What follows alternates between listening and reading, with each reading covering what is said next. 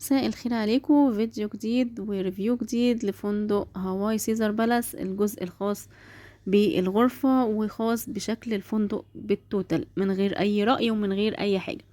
ده الدور اللي انا كنت الأوضة بتاعتي فيه.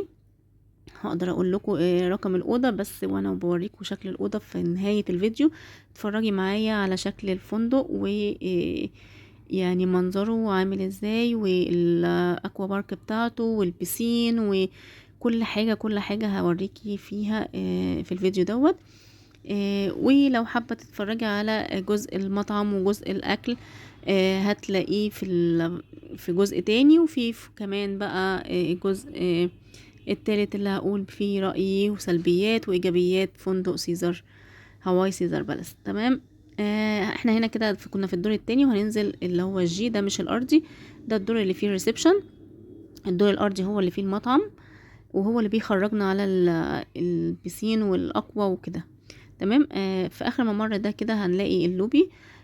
ده البار اللي بيخدم على الريسبشن كله، وده البار الوحيد اللي بيبقى فاتح من تقريبا من 8 الصبح مثلا لغاية 11 بالليل او 12 بالليل، الوحيد يعني، لان الباقي كله اللي على البسين بيكونوا اخرهم الساعة 5. ده المنظر كده وانتي قاعدة في اللوبي او قاعدة في الكافيه دوت او في البار يعني. المطعم اللي تحت دوت اللي انتوا شايفين الترابيزات بتاعته ده بيبقى موجود فيه العشاء. تمام. ده منظر اللوبي كده. تحت كده السلم اللي بيودي لتحت ده بيودي للمطعم، مش هفرجكوا عليه دلوقتي، هفرجكوا عليه في جزء منفصل. معظم الوقت هتلاقوني الكاميرا نازلة لتحت عشان مش حابة اصور حد. تمام. هنا في كمان زي محلات كده للنضارات. هنا في تولت بيخدم برضو على اللوبي. الناحية التانية بقى هو الريسبشن محطوط في النص، ومقسوم الأوض ما بين الجزء الشمال والجزء اليمين. احنا كنا في الناحية اليمين ديت. في الناحية التانية كده قصادها بالظبط كمان غرف.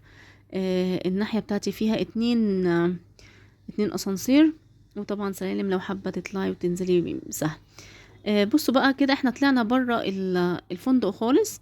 في 2 بسين على الشارع برا، ده واحد منهم، وبيبقى دي الإطلالة بتاعت الأوض الخارجية اللي على الشارع. تمام كده. دي الإطلالة اللي على الشارع برا، بيكون البسين ده بتاعهم يعني، أو يعني بيبصوا على البسين ده، وفي نفس الوقت في وشهم على طول الشارع. في الناحية التانية برضو زي ما أنا ما قلت لكم، هو الفندق مقسوم لجزئين، جزء شمال وجزء يمين. ده الشكل من برا خالص في الطريق يعني. في الناحية التانية سوبر ماركت، وفي صيدلية والدنيا تمام يعني. يمكن الاسعار هناك زيادة شوية، بس اللي هو الطبيعي الحلو يعني، مش اوفر. تمام. الناحية التانية في البسين التاني اهو بيخدم على او دي الاطلالة بتاعت الاوض اللي على الشارع، اللي بتبص على الشارع بالمنظر ده اهو هواي سيزر. تمام كده. نظافة البسين او تنظيفه يوميا، ودي حاجة حلوة جدا. الارضيات تملي نظيفة وريحة الفندق كويسة. انا هتكلم على الحاجات اللي احنا بنشوفها، علشان في سلبيات وفي ايجابيات، وسلبيات كتير جدا. ده محل الشنط كده واحذية. احنا كده نزلنا السلم بقى، اللي احنا بعد ما دخلنا اللوبي ونزلنا السلم هنطلع بقى برا عشان اوريكم بقى الاكوا والبحر والبسين وكده. ده المطعم دوت اللي احنا بنتعشى فيه. بيبقى فيو خارجي كده، او العشاء بيبقى خارجي مش داخلي. وده هنا بيبقى فيه استعراضات البيدج اللي هناك دوت. بيبقى فيه استعراضات عليه طول ما احنا ما بنتعشى يعني.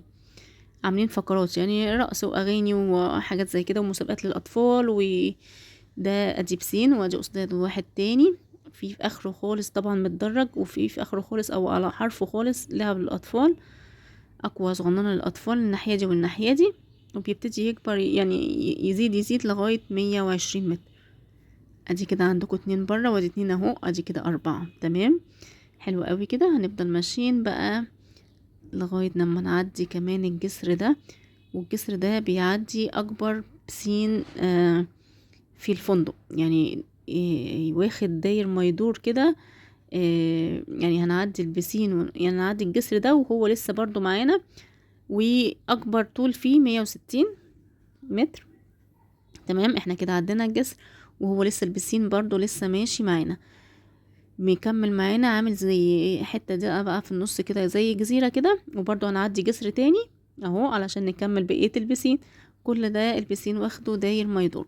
اكبر بسين في الفندق، يعني ده لوحده ب5 بسينات تقريبا يعني. المهم هنعدي بقى الناحية التانية علشان نتفرج بقى على شكل الأقوى ونقرب منها شوية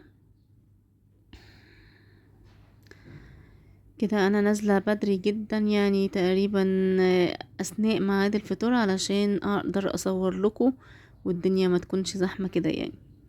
الأقوى بتفتح الساعة 10 ل12، وبعد كده بترجع تقفل وبتفتح من 3 ل5 تاني. مواعيد السناكس هناك ده الأقوى اهي، فيها كمية أقوى غير عادية يعني، تقريبا 24 لعبة يعني، غير بتوع الأطفال طبعا.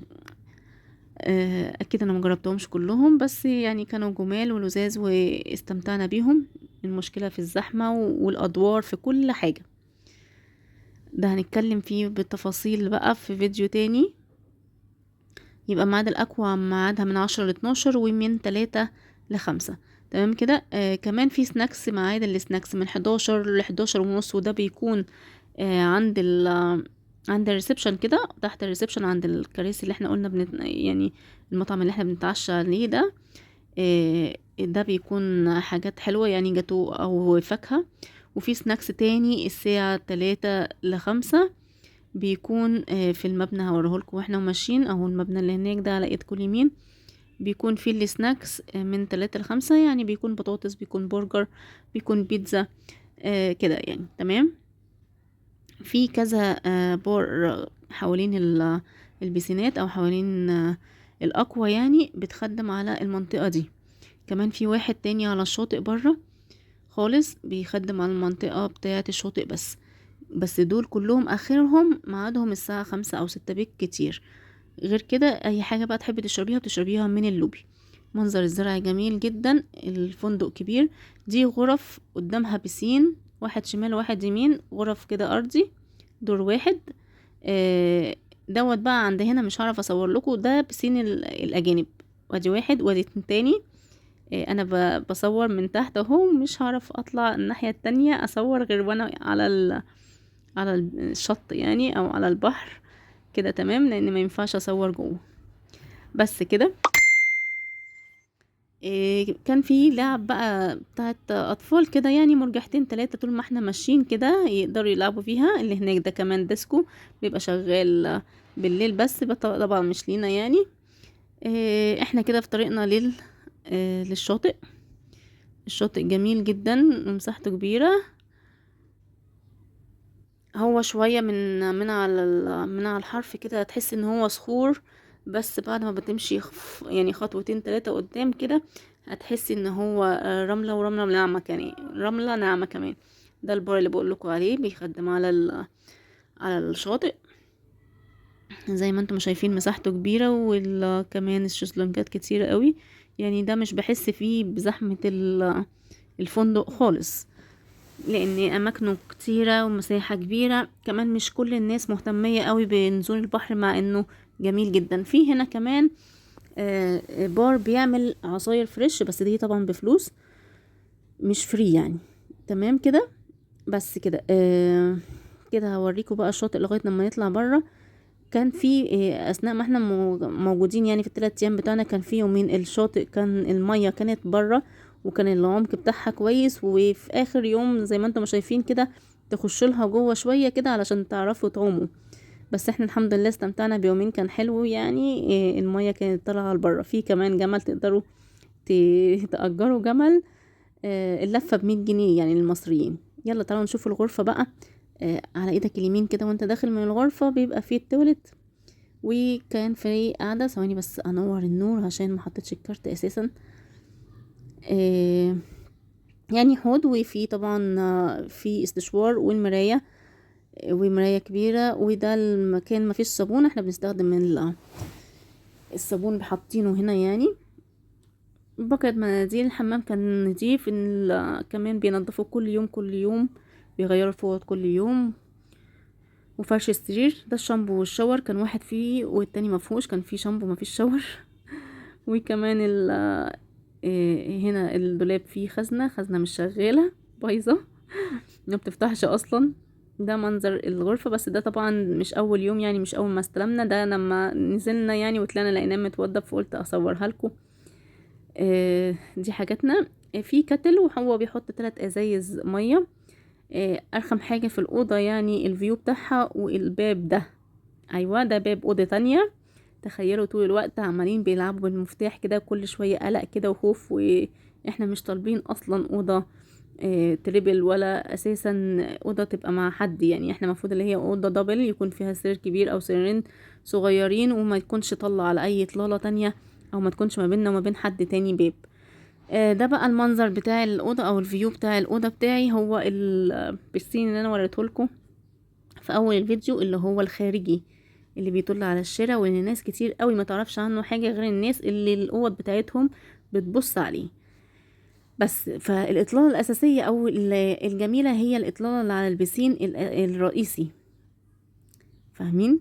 يلا استنوني بقى في فيديو جديد، وشوفوا المطعم هيبقى شكله عامل ازاي مع الزحمة. في صح كاتل وفي شاي وفي كمان ميني بار. استنوا الفيديو اللي جاي والجزء اللي بعده. اشوفكم، باي باي.